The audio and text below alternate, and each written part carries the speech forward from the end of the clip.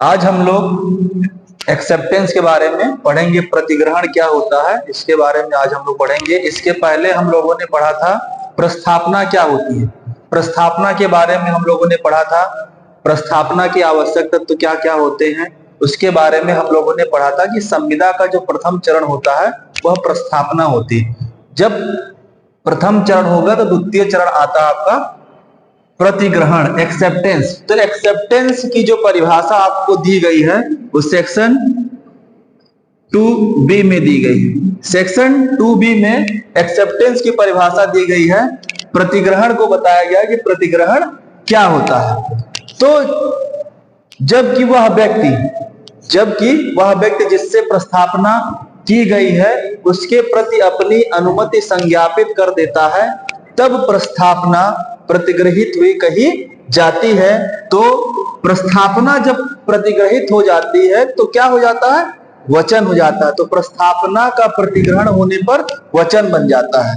प्रस्थापना के प्रतिग्रहण होने पर वचन बन जाता है। प्रस्थापना प्लस प्रतिग्रहण, प्रपोजल प्लस एक्सेप्टेंस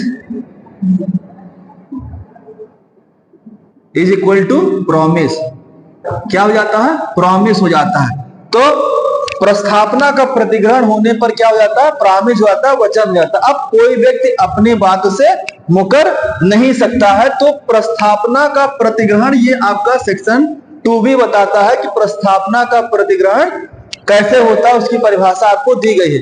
अब प्रस्थापना का प्रतिग्रहण हो जाने पर, क्योंकि कहा जाता है, एंसन महोदय ने कहा है कि प्रस्थापना का प्रतिग्रहण से वही संबंध है जो बारूद भरी गाड़ी का माचिस की तीली से है। किसने कहा है, एंसन ने कहा है प्रस्थापना का प्रतिग्रहण से वही संबंध है जो बारूद भरी गाड़ी का माचिस की तीली से। इसका तात्पर्य क्या हुआ कि जैसे ही प्रस्थापना का प्रतिग्रहण हो जाता है फिर वह क्या हो जाएगा, वचन हो जाएगा। तो उसको फिर पुनः उसी स्थिति में नहीं लाया जा सकता। जैसे बारूद भरी गाड़ी है और माचिस की तीली लगा दी गई तो विस्फोट हो जाएगा। तो विस्फोट होने के बाद उसको पुनः उसी स्थिति में नहीं लाया जा सकता। उसी प्रकार जब प्रस्थापना का प्रतिग्रहण हो जाता है तो फिर वह वचन बन जाता है, फिर उसको उसी स्थिति में नहीं लाया जा सकता है। अगर उसको समाप्त करना है तो पहले ही उसको समाप्त करना होगा। तो एंसन ने कहा है प्रस्थापना का प्रतिग्रहण से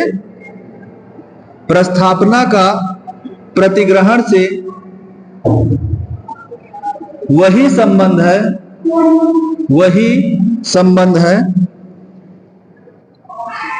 जो बारूद भरी गाड़ी का माचिस की तीली से है। माचिस की तीली से है। एग्जाम में, कंपटीशन में कभी कभी पूछा जाता है कि ये कोटेशन किसका है, तो ये किसका है, एंसन महोदय का है। उन्होंने बताया है कि प्रस्थापना का प्रतिग्रहण से वही संबंध है जो बारूद भरी गाड़ी का माचिस की तीली से। तो एक्सेप्टेंस हो गया। एक्सेप्टेंस होने के लिए बताया गया है कि एक्सेप्टेंस किस प्रकार से किया जा सकता है। जैसे हम लोगों ने पढ़ा था कि संसूचना के बारे में, तो संसूचना संपूर्ण कब होती है, प्रस्थापना की। तो उसी प्रकार प्रतिग्रहण की संसूचना संपूर्ण कब होती है, तो इसके बारे में आपका जो है सेक्शन 4 बताता है कि प्रतिग्रहण की संसूचना संपूर्ण कब होती है। प्रतिग्रहण की संसूचना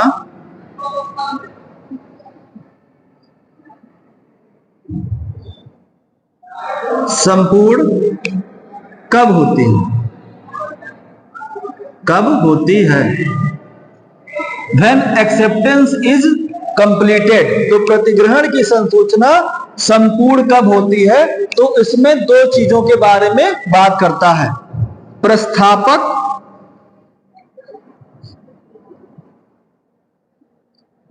प्रस्थापक के विरुद्ध, और पहला हो गया, दूसरा हो गया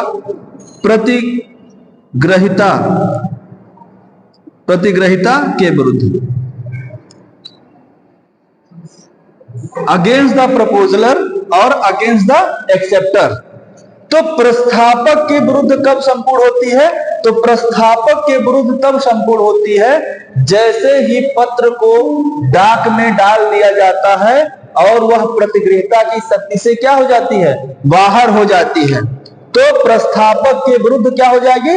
संपूर्ण हो जाएगी। प्रस्तावक बाध्य हो जाएगा, अब वह अपनी बात से पीछे नहीं हट सकता है। लेकिन प्रतिगृहीता के विरुद्ध तब संपूर्ण होती है जब वह प्रस्तावक के ज्ञान में आ जाती है। तो प्रस्तावक के विरुद्ध कब होगी?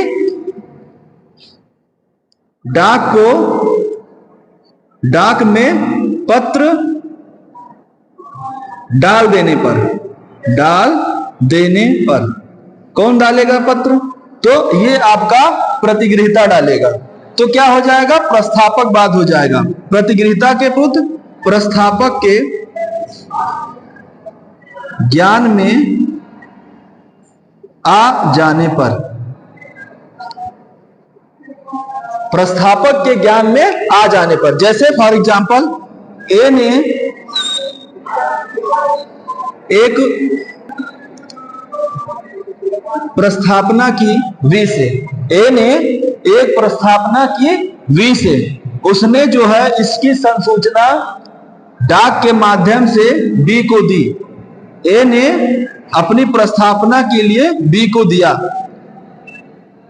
अब बी भी उसकी तरफ से क्या देगा? उसका एक्सेप्टेंस देगा।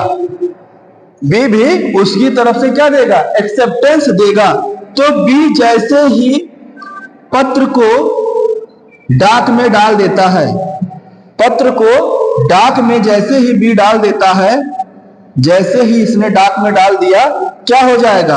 ए बाध्य हो जाएगा। क्या हो जाएगा? बाध्य हो जाएगा।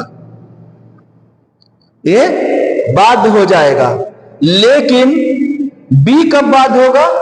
तो बी तब बाध्य होगा जब ये लेटर भेजा गया है और ए को क्या हो जाता है? मिल जाता है, मतलब कि प्रस्तावक के ज्ञान में आ जाता है।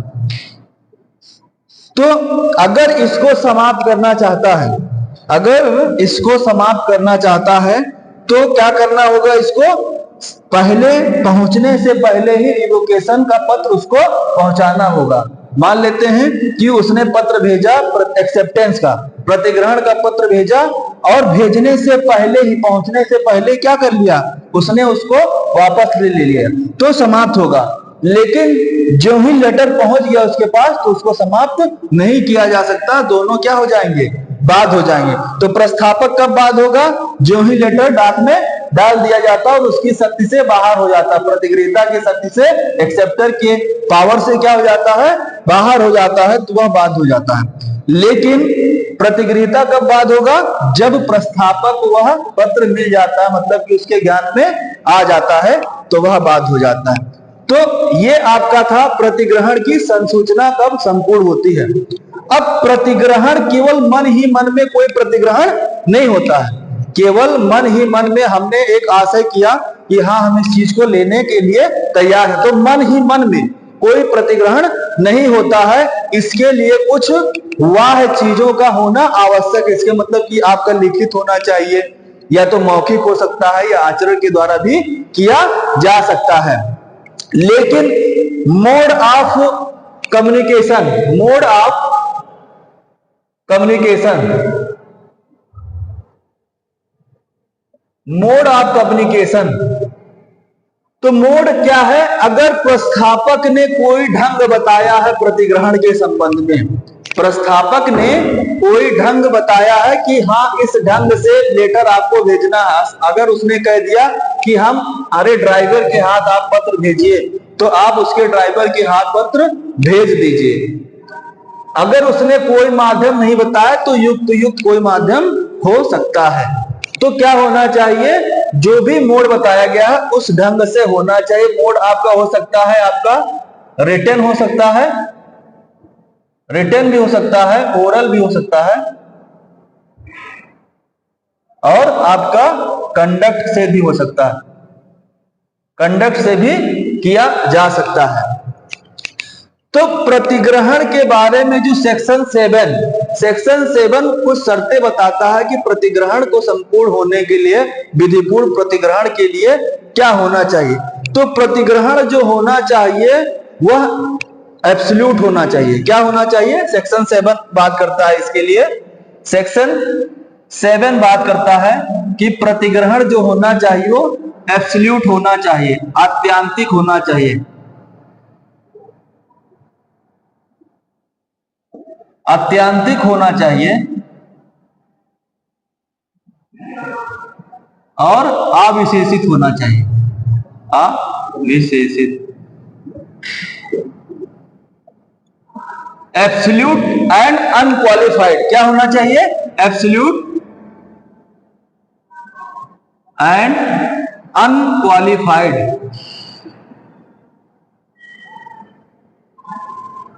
एब्सोल्यूट होना चाहिए और अनक्वालिफाइड होना चाहिए। एब्सोल्यूट का मतलब कि जो चीजें बताई जा रही बिल्कुल आप उसे ही हूबहू उसी रूप में उसको स्वीकार करिए, उसमें कोई चेंजेस मत करिए। अगर आपने कुछ चेंज करके अपने माध्यम से कुछ चीजें कही है तो वह प्रतिग्रहण ना होकर के काउंटर हो जाता है। क्या हो जाता है? काउंटर हो जाता है। तो एब्सोल्यूट होनी चाहिए और अनक्वालिफाइड होनी चाहिए, अविशेषित होने चाहिए। दूसरा, कोई माध्यम बताया गया है तो उस माध्यम से होना चाहिए या युक्त होना चाहिए, रीजनेबल होना चाहिए, रीजनेबल मोड। अगर कोई माध्यम बताया गया है तो उसी माध्यम से, अगर कोई माध्यम नहीं बताया गया है तो कोई रीजनेबल माध्यम हो जाना चाहिए, जैसे साधारण डाक है, स्पीड पोस्ट है, कुछ भी माध्यम से किया जा सकता अगर उसने प्रस्तावक ने नहीं बताया है, प्रपोजलर ने नहीं बताया गया। और जो प्रतिग्रहण होता है वह या तो प्रस्तावक को, प्रतिग्रहण या तो प्रस्तावक को या उसके अभिकर्ता को दी जानी चाहिए। किसको दी जानी चाहिए? प्रस्तावक को या उसके अभिकर्ता को दी जानी चाहिए। और जो प्रतिग्रहण है वह उसके अभिकर्ता को या प्रतिगृहीता के द्वारा दी जानी चाहिए। तो इस पर केस है Brogden versus metropolitan railway company.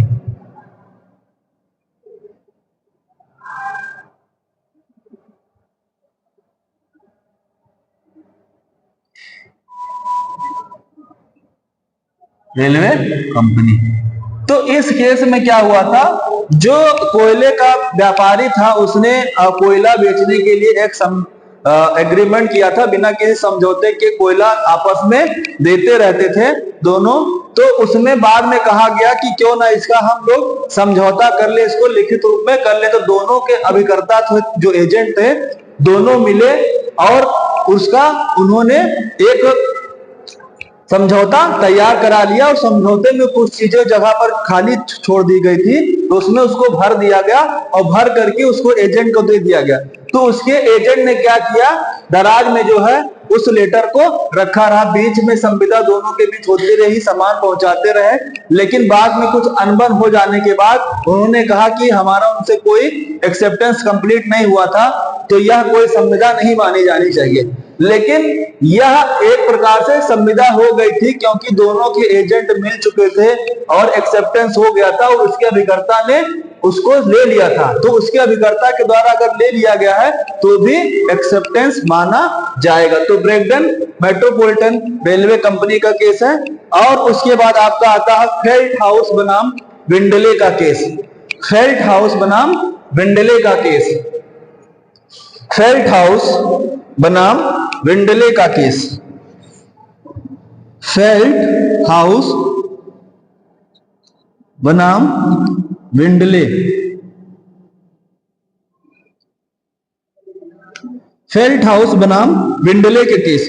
यह केस जो था इसमें वादी जो है वह अपने भतीजे को एक घोड़ा लेने के संबंध में उसको एक पत्र लिखता है और कहता है कि यह घोड़ा मुझे दे दो और इसकी जो कीमत है वह 30 पाउंड 15 शिलिंग मैं देने के लिए तैयार हूं, अगर तुम इसके संबंध में कोई उत्तर नहीं देते हो तो घोड़ा यह मेरा मान लिया जाएगा।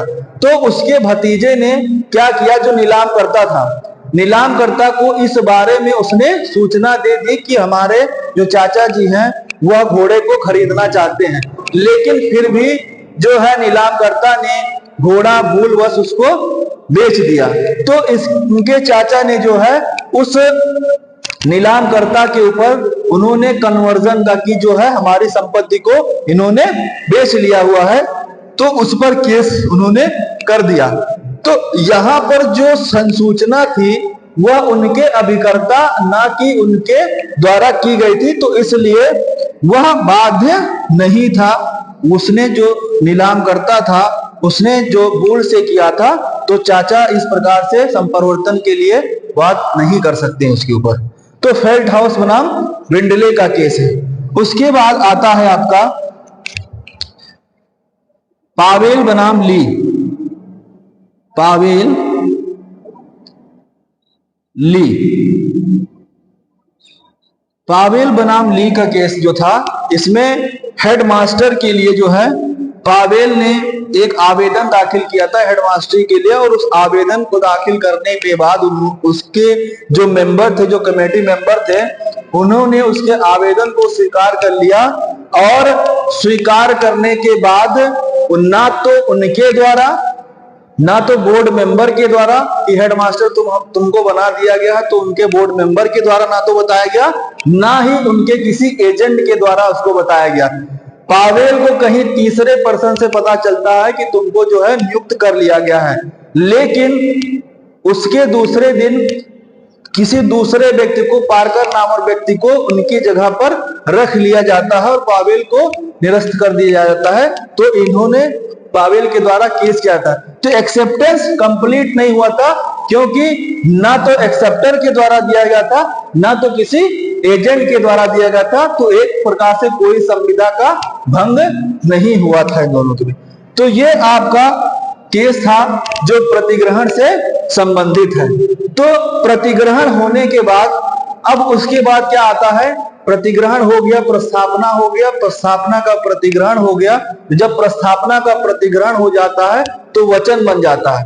अब वचन होने के बाद जब उसके साथ प्रतिफल मिल जाता है तो क्या हो जाता है, एग्रीमेंट हो जाता है। क्या हो जाता है, एग्रीमेंट हो जाता है। तो अब ये सब चीजें हम लोगों ने पढ़ लिया कि प्रतिग्रहण क्या होता है, प्रतिग्रहण की परिभाषा किसमें दी गई है, प्रतिग्रहण की संसूचना संपूर्ण कब होती है, और प्रतिग्रहण की क्या क्या आवश्यक शर्तें हैं, क्या क्या होना चाहिए, उसको हम लोगों ने पढ़ लिया। केस लॉ हम लोगों ने पढ़ लिया। अब नेक्स्ट लेक्चर में हम लोग नेक्स्ट टॉपिक पढ़ेंगे एग्रीमेंट के बारे में।